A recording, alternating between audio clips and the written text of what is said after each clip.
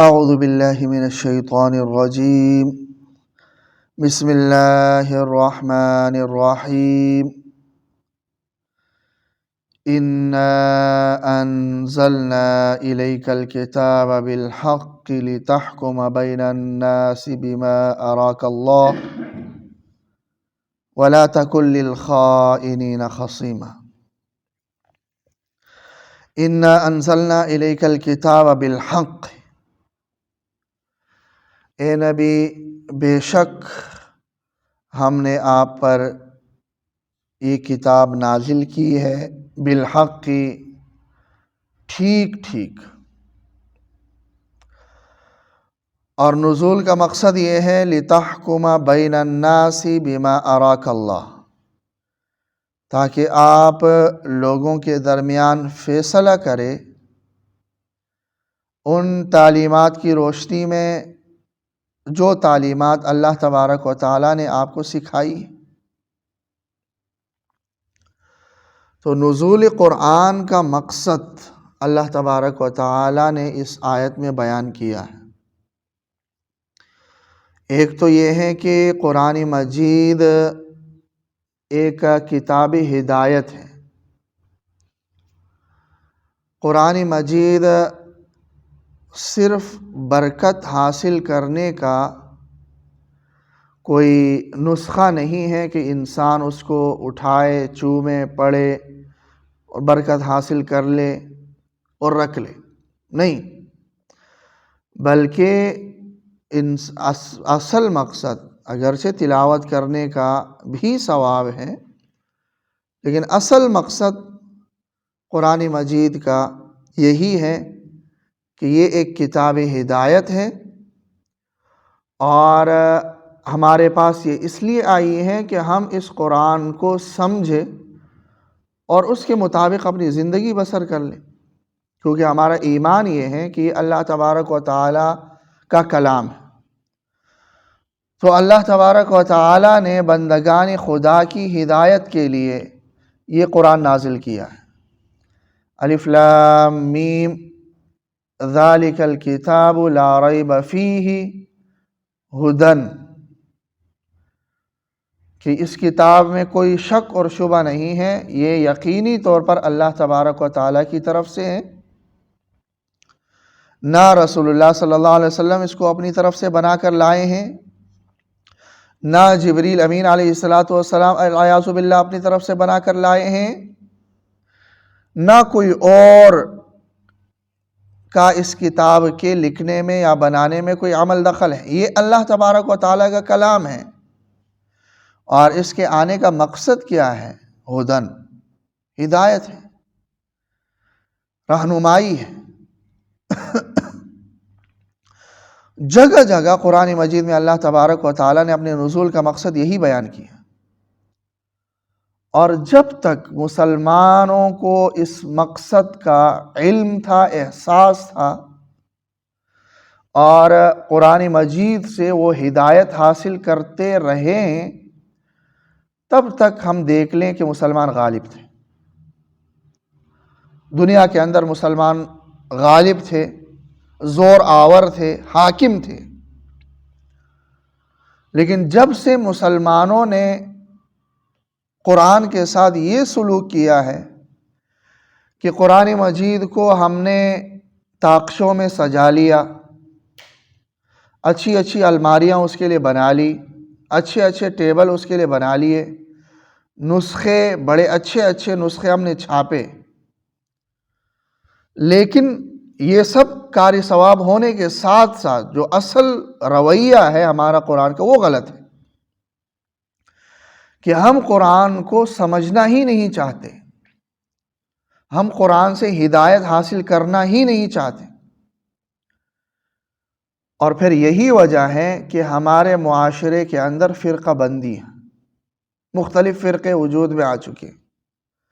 اس کی وجہ قرآن سے دوری ہے۔ اب اگر جب میں قرآن پڑھوں گا اور قرآن میں پھر احادیث بھی قرآن کی تشریح ہے تو وہ اس کا حصہ ہی ہے، جب قرآن کہا جائے تو نبی اکرم صلی اللہ علیہ وسلم کے وہ ارشادات جو صحیح سند کے ساتھ ہم تک پہنچے ہیں، وہ بھی جو ہے نا اس کے اندر شامل ہوتے ہیں۔ تو جب ہم اس چیز کو دیکھ لیں اور ہم یہی سمجھے کہ ہاں دین یہی ہے جو قرآن اور سنت سے ہمیں ملا ہے، اس کے علاوہ تو کوئی دین نہیں ہے۔ اگر میں کہتا ہوں کہ نہیں اس کے علاوہ بھی کوئی دین ہے، تو اس کا مطلب تو یہی ہوا کہ رسول اللہ صلی اللہ علیہ وسلم العیاذ باللہ دین پورا پہنچا کر نہیں گئے، اور جس کو میں کار ثواب سمجھ رہا ہوں، دین سمجھ رہا ہوں، جو قرآن و سنت میں دین نہیں ہے، اس کا مطلب یہ ہے کہ آپ صلی اللہ علیہ وسلم نے دین مکمل نہیں کیا۔ حالانکہ قرآن کہتا ہے کہ دین تو مکمل ہو چکا ہے، الیوم اکملت لکم دینکم، دین مکمل ہے، اور رسول اللہ صلی اللہ علیہ وسلم نے تو غرض پھر یہی ہوا کہ ہر ایک نے کہا کہ بھئی ہاں یہ بات ثواب اور دین ہونا چاہیے، اور دوسرے نے کہا کہ یہ دین ہونا چاہیے، تیسرے نے کہا کہ یہ دین ہونا چاہیے، تو اس طرح مختلف فرقے وجود میں آ گئے۔ اور میں پہلے بھی عرض کر چکا ہوں کہ اگر قرآن اور سنت کی تشریح میں مختلف اگر آراء آ جاتی ہیں تو وہ فرقہ بندی ہے ہی نہیں، اور یہ آراء صحابہ کرام کے دور سے ہی چلے آئے،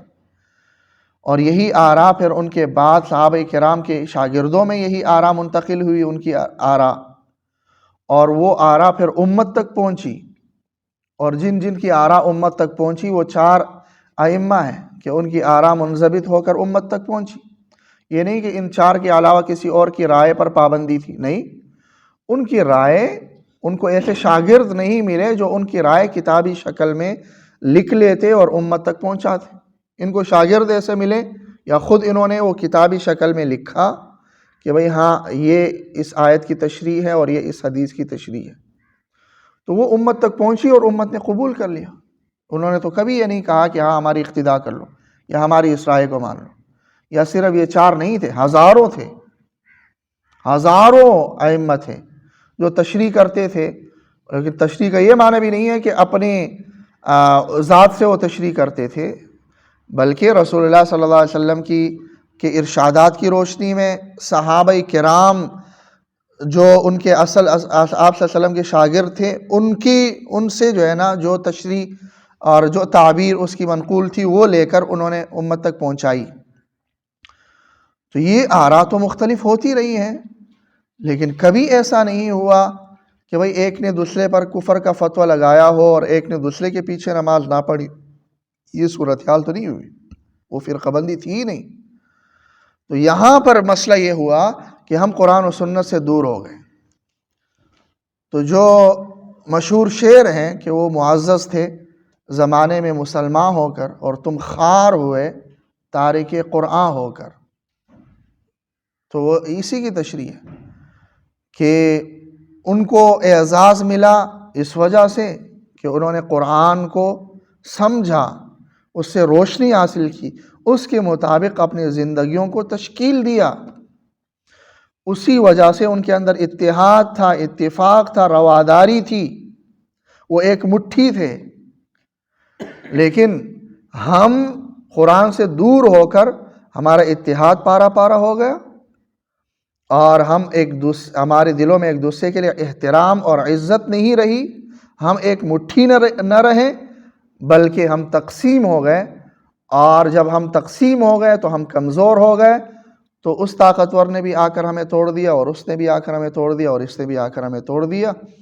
اور نتیجہ یہ ہے کہ آج ہمارے بچوں کو، ہماری خواتین کو، ہماری بہنوں بیٹیوں کو سرعام گولیوں سے بھون دیا جا رہا ہے اور بارود سے انہیں اڑایا جا رہا ہے، لیکن میں خاموش اور مطمئن بیٹھا ہوا ہوں۔ تو بہرحال یہی ہے کہ ہم نے قرآن مجید آپ کو ٹھیک ٹھیک نازل کیا ہے، لِتَحْكُمَ بَيْنَ النَّاسِ بِمَا أَرَاكَ اللَّهُ، تاکہ آپ لوگوں کے درمیان فیصلہ کر لیں ان تعلیمات کے مطابق جو اللہ تبارک و تعالیٰ نے اس قرآن کے ذریعے سے آپ کو سکھائی ہے۔ یہ رسول اللہ صلی اللہ علیہ وسلم کو خطاب ہے، حکم ہے، لیکن مخاطب پوری امت ہے کہ قیامت تک آنے والے لوگ ہیں کہ وہ قرآن مجید کو اپنے زندگی کے ہر شعبے میں لاگو کر لیں، عدالت میں، سیاست میں، معاشرت میں، اخلاق میں، انفرادی زندگی میں، عبادات میں، ہر چیز میں قرآن سے روشنی لیں اور قرآن نے جس چیز کو دین قرار دیا ہے وہ اسی کو دین سمجھے، جس کو دین قرار نہیں دیا ہے اس کو دین نہ سمجھے، جس چیز کو درست قرار دیا ہے اس کو اپنائے، جس چیز سے روکا ہے اس سے منع ہو جائے۔ تو یہی ہمارے ترقی کا اور یہی ہمارے اس کا آگے بڑھنے کا نسخہ ہے۔ اللہ تعالیٰ عمل کی توفیق۔